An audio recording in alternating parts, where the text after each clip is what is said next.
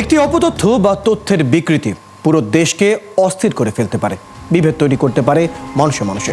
তাই প্রতিটি অপতথ্যের বিপরীতে প্রয়োজন সঠিক তথ্য তুলে ধরা, আর সেই কাজটি করতে এসেছে আমি আপনাদের সাথে আছি। আমি ফয়সাল রয়াল, আমন্ত্রণ জানাচ্ছি রিউমার চেক নিয়ে ৭১-এর নিয়মিত আয়োজন ফেক নিউজ স্ক্যানারে।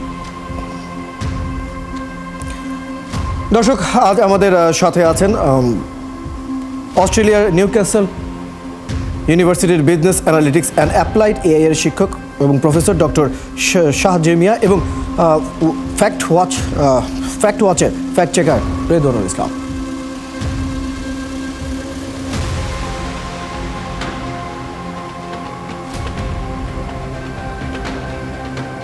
শেখ হাসিনা দেশে ফিরেছেন দাবিতে বিমানবন্দর সদৃশ একটি স্থানে শেখ হাসিনাকে অভ্যর্থনা জানানোর একটি ভিডিও সামাজিক যোগাযোগ মাধ্যমে প্রচার করা হয়েছে। পরে ফ্যাক্ট চেক করে দেখা গেল পুরোটাই ছিল গুজব।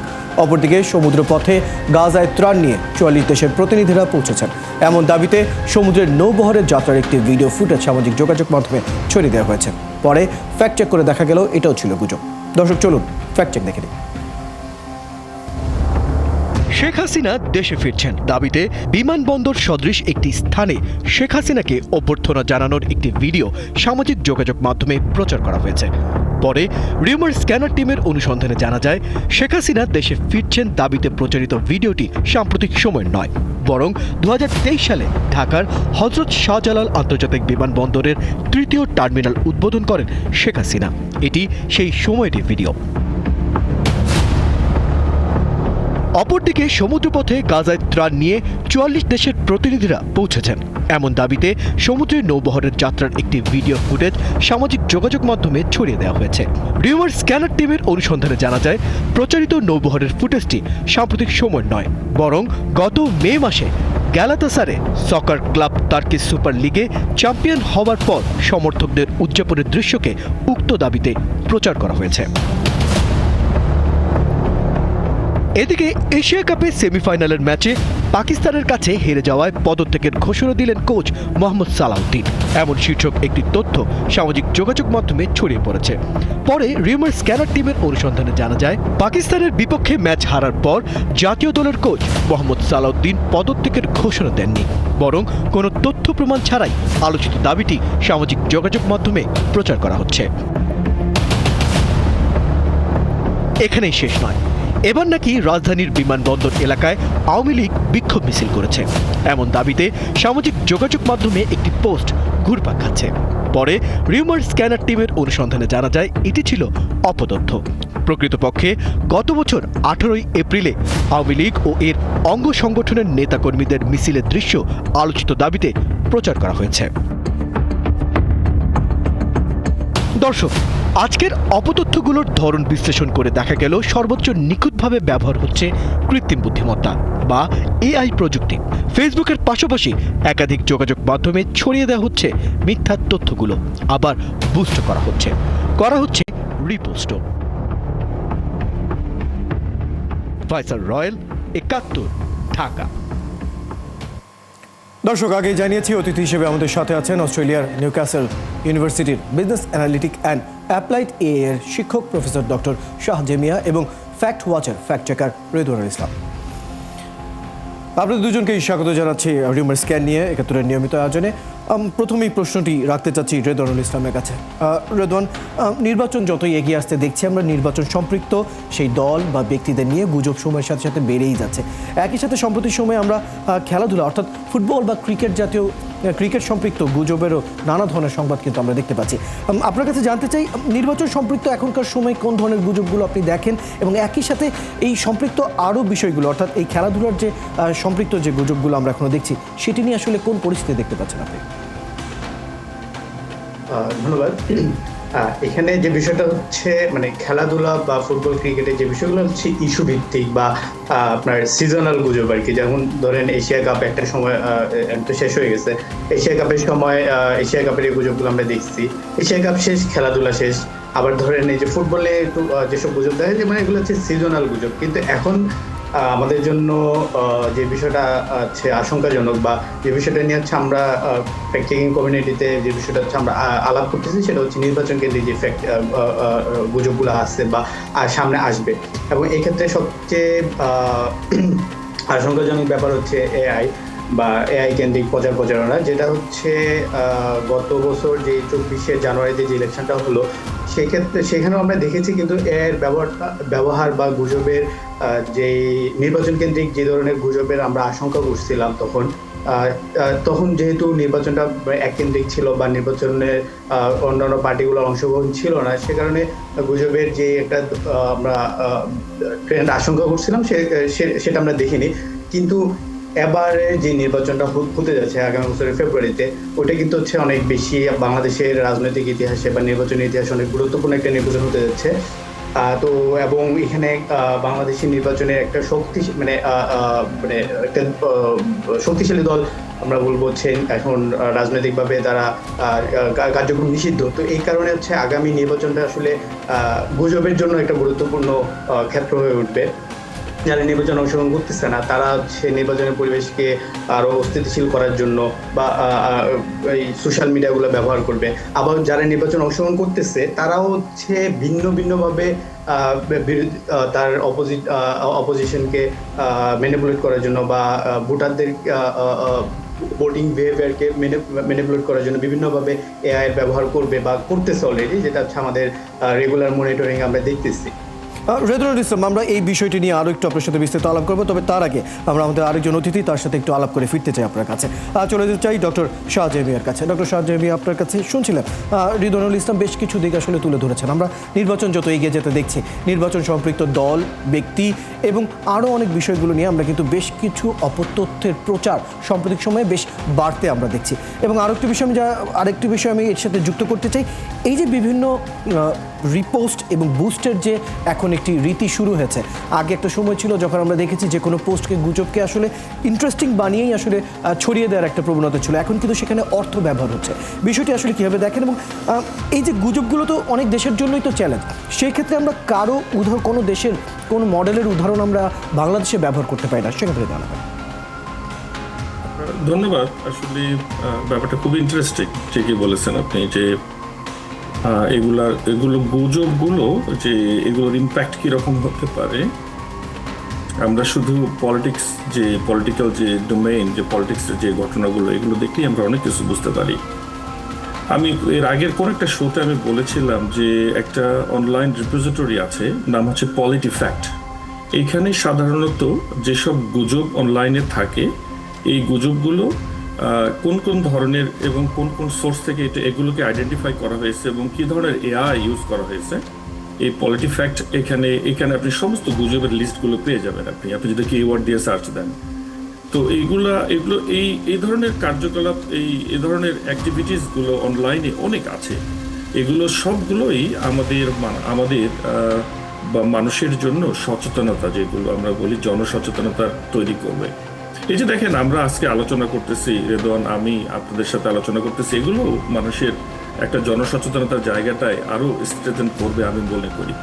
তো আপনি নেক্সট পার্টে একটা খুব ইম্পর্টেন্ট কথা বলেছেন যে অন্যান্য দেশ, বিশেষ করে অস্ট্রেলিয়া, আমেরিকা, কানাডা, ইউকে, এইসব দেশে কি ধরনের প্রকশনস বা কি ধরনের তারা অ্যাক্টিভিটি করে যাতে এগুলো মোটামুটিভাবে একটা কমব্যাট বা একটা কমব্যাটিং সিচুয়েশনে বা এগুলো অ্যাড্রেস করা সম্ভব হয়। আমি এগুলো নিয়ে একটু কথা বলি, তারপরে আপনি ব্রেকে যেতে পারেন। সবার আগে যে কথাটা বলতে চাই সেটা হচ্ছে এই দেশে, বিশেষ করে আমি অস্ট্রেলিয়াতে যেহেতু থাকি দীর্ঘদিন, এই দেশের এক্সাম্পল আমি দিতে পারি আপনাকে শুরুতেই। তো তারা যেটা করে সেটা হচ্ছে মিডিয়াতে এত বেশি অ্যাক্টিভ থাকে এই জিনিসগুলো নিয়ে, তারা কোন কোন জিনিসে গুজব হতে পারে এবং সাইবার ক্রাইমের বিভিন্ন ধরন তারা এগুলো আইডেন্টিফাই করে এবং প্রতিটা জিনিসের জন্য যে সাইবার ক্রাইম অপরাধ, যেটা এই অপরাধের কোন ধরনের ডাইমেনশন হতে পারে, এটা তারা পরিপূর্ণভাবে একটা এডুকেশনের মধ্যে নিয়ে আসে। এতে করে জনসাধারণ খুব সহজে বুঝতে পারে কোন অপরাধ করলে তার শাস্তি বা তার ইম্প্যাক্ট সোসাইটিতে কি হতে পারে। এবং প্রতিটা অপরাধের ধরন অনুযায়ী এর একটা হটলাইন থাকে দেশে। ওই হটলাইনে যে রিপোর্ট করা হবে, ছোট্ট কোনো রিপোর্ট বা ছোট্ট কোনো ইনকোয়ারি যদি আসে, এটাকেও এই দেশের সরকার অনেক বড় করে দেখে। আর লাস্টলি যেটা আমি বলবো সেটা হচ্ছে অনেকগুলো government entities they work together, তারপরে তারা প্রতিটা এন্টিটিস একসাথে কাজ করে। যেমন আপনি মনে করবেন এন্টিটিসের ভিতরে হতে পারে চাইল্ড সেফটি, তারপরে ক্রাইম মনিটরিং সেল, তারপরে হচ্ছে হোম অ্যাফেয়ার্সের যে সেলটা, ফেডারেল পুলিশ, তারপরে আপনার সেফটি কমিশনার্স, এগুলো যেগুলোর নাম আমি প্রোনাউন্স করলাম, এরা সবাই একটা করে ভাইটাল এন্টিটি, এবং আরও অসংখ্য entity, in total about 10-12 entities, তারা গভর্নিং বডিজের অংশ, তারা একসাথে কাজ করে। যদি কোনো ফেক নিউজ তারা আইডেন্টিফাই করতে চায়, আমি পরের অংশে বলবো আপনাকে কিভাবে এগুলো তারা এই দেশে আইডেন্টিফাই করে, তারা সুন্দরভাবে এগুলো বের করে ফেলতে পারে ইজিলি, এবং কিভাবে বের করতে পারে সেই বিষয়টি ডক্টর শাহজাহান মিয়া আমরা শুনবো। তবে তার আগে আমরা একটি বিরতি নিয়ে ফিরছি, তারপরে এসেই সেই পদ্ধতিগুলোর ব্যাপারে আপনার কাছ থেকে জানবো। দর্শক, এই মুহূর্তে আমরা একটি বিরতি নিচ্ছি, ফিরছি, সঙ্গেই থাকুন আমাদের।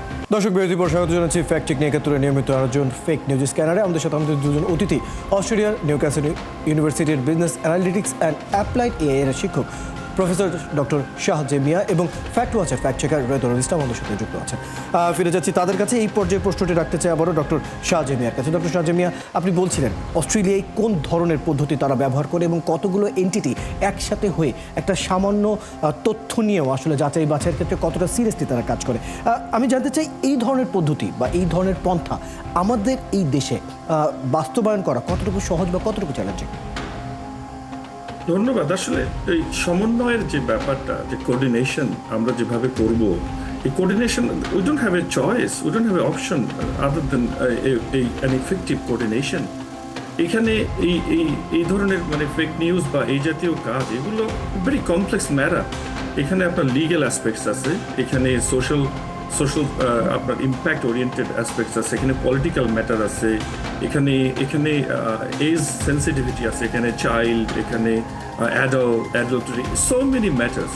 তো এখানে আমাদের কোনো অপশনই নাই। তো আমি এক এক্সাম্পল হিসেবে যেটা বলতে চাই আপনাকে, এই দেশে এই যে কোঅর্ডিনেশনগুলো হয়, integration between different support services together, এর মাধ্যমে খুব সহজে খুঁজে বের করে এরা কে আসলে কোন ধরনের ফেক আইডি থেকে এ ধরনের এআই কন্টেন্ট বা যে কোনো ফেক কন্টেন্ট তারা সার্কুলেট করতেছে বা স্প্রেড করতেছে সোশ্যাল মিডিয়াতে, এবং এই সোশ্যাল মিডিয়াটা কি, কোন সোশ্যাল মিডিয়া স্পেসিফিক এরিয়া, এটা করতে গিয়ে তারা যে কাজটা করে, যে কারণে তারা খুব সুন্দরভাবে করতে পারে, তার প্রধান যে কারণটা সেটাই হচ্ছে এই দেশে প্রতিটা সোশ্যাল মিডিয়ায় সরকারের সাথে they are somehow committed to the government.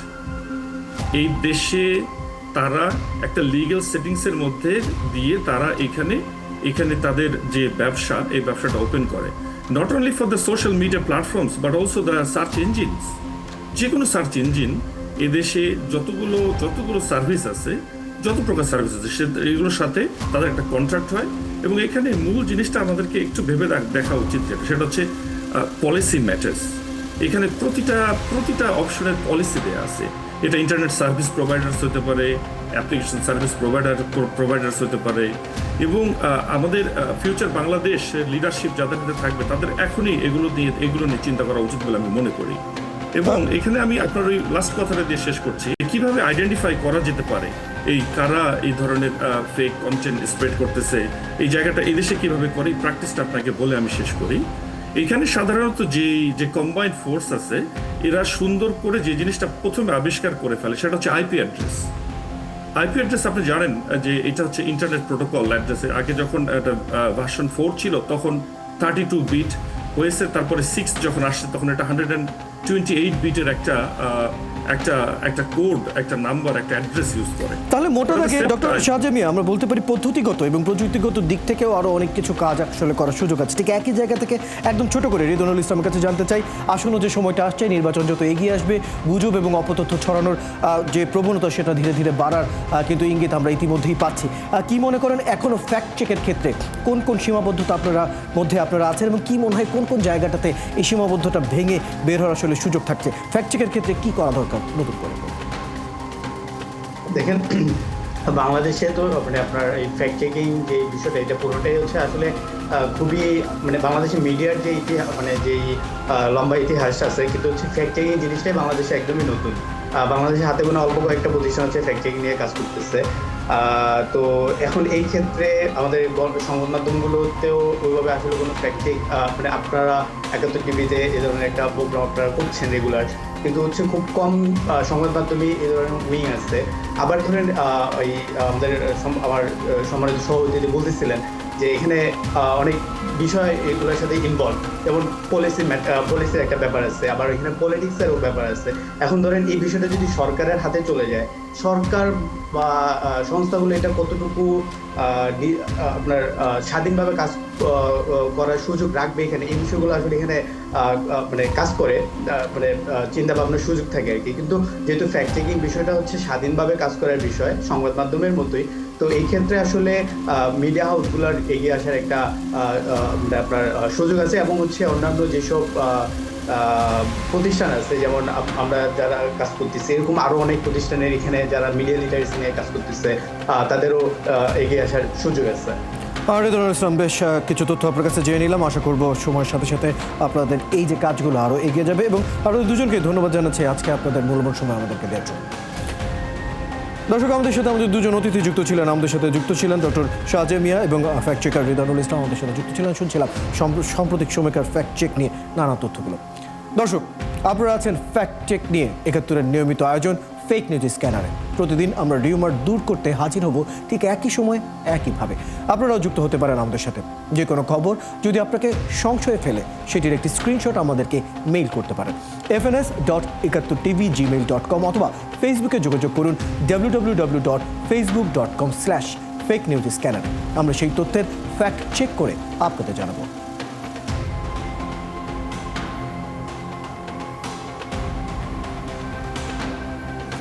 চটকদার শিরোনাম দেখে ক্লিক করবেন না। বিশ্বাস আর প্রতিক্রিয়া জানানোর আগে ফ্যাক্ট চেক করুন। থাকুন ৭১-এর সাথে।